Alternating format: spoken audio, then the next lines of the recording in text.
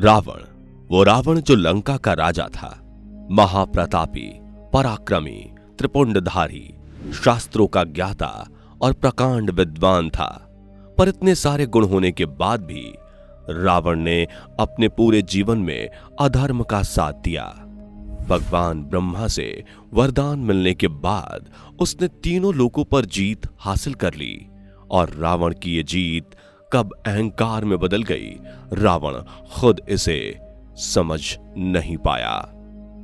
अपने अहंकार में रावण ने देवताओं, ऋषियों और साधारण मनुष्यों पर भी बहुत अत्याचार किए, यहां तक कि उसने देवी सीता का भी हरण कर लिया, जिसकी वजह से वह अंत में प्रभु श्री राम के हाथों मारा गया। पर धर्म ग्रंथों के मुताबिक रावण को मरने के बाद स्वर्ग में जगह मिली थी।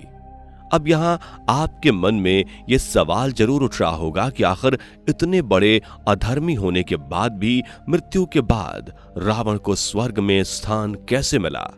रावण से जुड़ी ऐसी कई अनसुनी बातें हैं जो आज हम आपको इस वीडियो में बताने वाले हैं, इसलिए हमारे साथ अंत तक जरूर बने रहें। दोस्तों, आप में से बहुत कम लोग ये जानते होंगे कि रावण अपने पूर्व जन्म में भगवान विष्णु का द्वारपाल हुआ करता था। पौराणिक कथा के अनुसार एक बार सनत, सनातन, सतनंदन और सनत कुमार नाम के 4 ऋषि भगवान विष्णु के दर्शन के लिए उनके धाम बैकुंठ पहुंच गए। परंतु भगवान विष्णु के द्वारपाल जया और विद्या यानी कि रावण और कुंभकर्ण ने उन्हें द्वार पर ही रोककर अंदर जाने से यह कहकर मना कर दिया कि अभी भगवान विष्णु के विश्राम का समय है।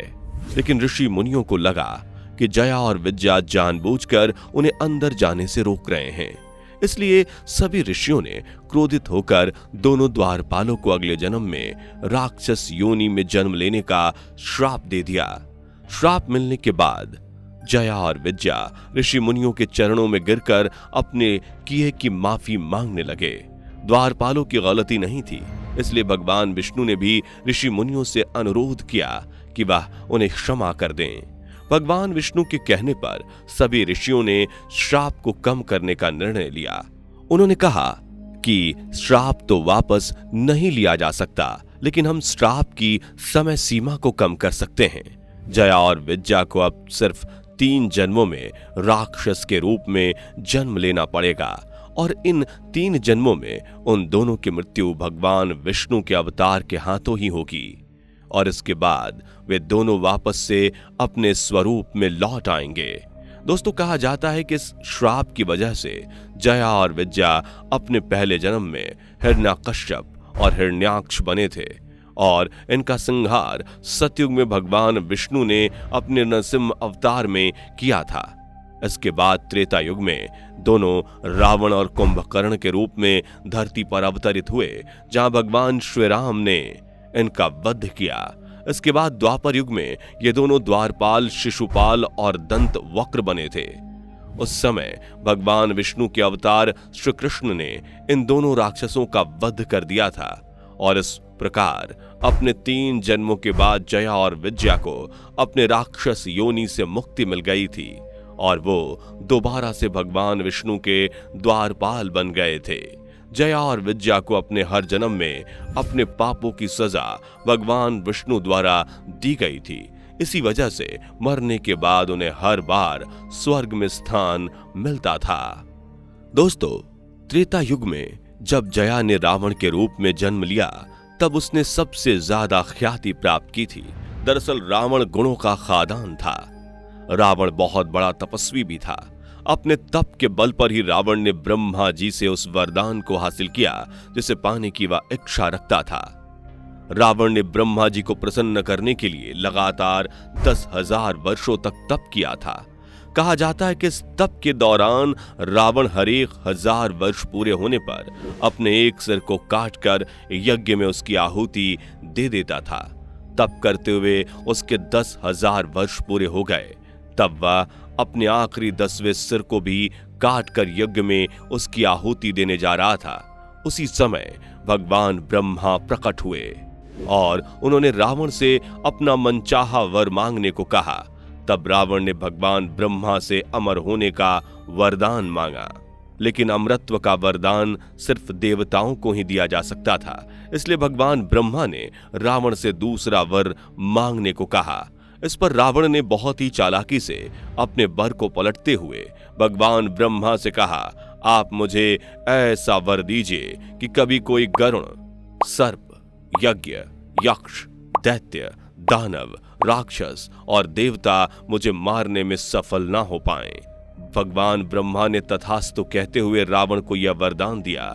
साथ में उन्होंने रावण को सचेत भी किया कि तुमने अपने वरदान में मनुष्य वर्ग का नाम नहीं लिया है, इसलिए तुम इस बात का ध्यान रखना कि तुम्हें एक मनुष्य के सिवाय कोई और नहीं मार सकता, और कोई मनुष्य भी तुम्हें तभी मार पाएगा जब वह तुम्हारी नाभि पर वार करेगा।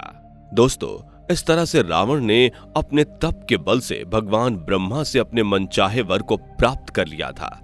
इस वरदान की वजह से ही रावण का वध करने के लिए भगवान विष्णु को मानव रूप में अवतार लेना पड़ा। भगवान विष्णु के अवतार प्रभु श्री राम ने रावण की नाभि में तीर मारकर उसका अंत कर दिया था। दोस्तों, कहा जाता है कि ब्रह्मा जी से वरदान मिलने के बाद रावण के अंदर अभिमान आ गया था और अपने अभिमान के कारण रावण कैलाश की ओर चल पड़ा। कैलाश के पास पहुंचकर रावण ने कैलाश पर्वत को उठा लिया और उसे लंका ले जाने लगा।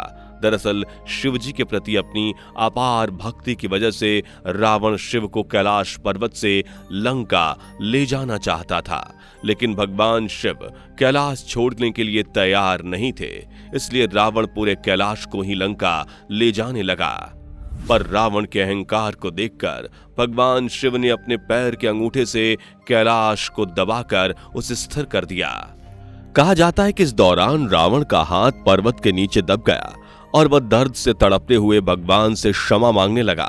साथ ही रावण तेज तेज आवाज में महादेव की स्तुति भी करने लगा। रावण ने उस समय भगवान शिव को प्रसन्न करने के लिए जो स्तुति की थी, उस स्तुति को ही शिव तांडव स्रोत कहते हैं। कहा जाता है कि इस स्रोत से प्रसन्न होकर शिवजी ने लंकापति दशानन को रावण नाम दिया। दोस्तों, रावण नाम का मतलब होता है तेज आवाज में दहाड़ना। दोस्तों, धर्म ग्रंथों के मुताबिक रावण को शास्त्रों की बहुत अधिक जानकारी थी। वो तंत्र, ज्योतिष और अस्त्र शस्त्र का ज्ञाता था। देवता भी उससे डरते थे। राहु, केतु और शनि भी रावण के अधीन थे। अपनी शक्ति के बल पर रावण ने एक बार सभी ग्रहों को एक स्थिति में रहने के लिए बाध्य कर दिया था। दरअसल वो समय था मेघनाद के जन्म का। रावण चाहता था कि उसका पुत्र पैदा होने वाला पराक्रमी, तेजस्वी और शौर्यवान होने के साथ साथ अमर हो। इसलिए रावण ने अपने पुत्र मेघनाद के जन्म के समय नवग्रहों को एक निश्चित स्थिति में रहने के लिए आदेश दिया। लेकिन कहा जाता है कि अंतिम समय में शनिदेव ने अपनी चाल बदल ली, जिससे मेघनाद अमर नहीं हो पाया। इस बात से नाराज होकर रावण ने शनिदेव को अपनी लंका में कैद कर लिया। हालांकि बाद में जब हनुमान जी माता सीता को ढूंढने लंका पहुंचे, तब उन्होंने शनिदेव को रावण की कैद से मुक्त कराया। दोस्तों, रामायण के कथा के मुताबिक रावण ने भगवान राम से लड़ाई में अपना सब कुछ गवा दिया, मगर अभी भी उसके पास कुछ खास था और वो था उसका ज्ञान। यही वजह है कि जब रावण मरणासन अवस्था में था, तब भगवान राम अपने भाई लक्ष्मण को रावण से जीवन से संबंधित ज्ञान प्राप्त करने को कहते हैं। कहा जाता है कि राम जी की बात सुनकर उस समय लक्ष्मण जी को बहुत हैरानी हुई थी। उन्होंने प्रभु श्री राम से इसका कारण भी पूछा था। तब प्रभु श्री राम ने लक्ष्मण जी को समझाते हुए कहा था कि रावण संसार के नीति, राजनीति और शक्ति का महान पंडित है, इसलिए वह तुम्हें ऐसी शिक्षा दे सकता है जो कोई और नहीं दे सकता। उस समय राम जी की आज्ञा का पालन करते हुए लक्ष्मण रावण के नजदीक गए और रावण के सिर के पास जाकर खड़े हो गए। लेकिन लक्ष्मण के काफी देर खड़े होने पर भी रावण ने अपने मुख से एक शब्द भी नहीं कहा। तब लक्ष्मण राम जी के पास वापस लौट आए और सारी बात बताते हैं। तब प्रभु राम लक्ष्मण को समझाते हुए कहते हैं कि किसी से भी ज्ञान प्राप्त करने के लिए हमेशा चरणों के पास खड़ा होना चाहिए, ना कि सर के पास। प्रभु राम की बात मानकर इस बार लक्ष्मण फिर से रावण के पास गए और उसके चरणों के पास जाकर खड़े हो गए। इस बार अपने चरणों के पास लक्ष्मण को देखकर महाज्ञानी और प्रकांड विद्वान रावण लक्ष्मण जी को जीवन के 3 सीख देता है। दोस्तों, रावण के बताए ये 3 सीख जीवन में सफलता की कुंजी कहे जाते हैं। दोस्तों, रावण ने सबसे पहले लक्ष्मण जी को समय का महत्व बताया। रावण ने लक्ष्मण जी से कहा कि यदि मन में किसी भी शुभ काम यानी अच्छे काम करने का विचार आए तो उसके लिए समय का इंतजार नहीं करना चाहिए, तुरंत उस काम को कर लेना चाहिए। उसी तरह अगर कोई अशुभ काम करने का विचार आए तो उसे जितना हो सके टालना चाहिए। अगर मैंने भी सीता का हरण करने वाले दुविचार को टाला होता तो आज मेरी ऐसी दुर्गति ना होती। दोस्तों, रावण ने लक्ष्मण जी को दूसरी सीख देते हुए कहा कि कभी भी किसी को कमजोर नहीं समझना चाहिए। मैंने मनुष्य जाति को कमजोर समझकर ब्रह्मा जी से वरदान मांगते समय मनुष्य वर्ग का नाम नहीं लिया था। ब्रह्मा जी ने मुझे सचेत भी किया था कि मनुष्य के अलावा कोई मुझे मार नहीं सकेगा, लेकिन मैंने फिर भी मनुष्य जाति को कमजोर समझा और यही मेरी सबसे बड़ी भूल थी। इसी वजह से मैंने अपना सब कुछ गंवाकर इस अवस्था को प्राप्त किया है। दोस्तों, रावण ने लक्ष्मण जी को आखिरी सीख देते हुए कहा कि अपने रहस्य को हमेशा गुप्त रखना चाहिए, फिर चाहे वह आपका अपना सगा ही क्यों ना हो।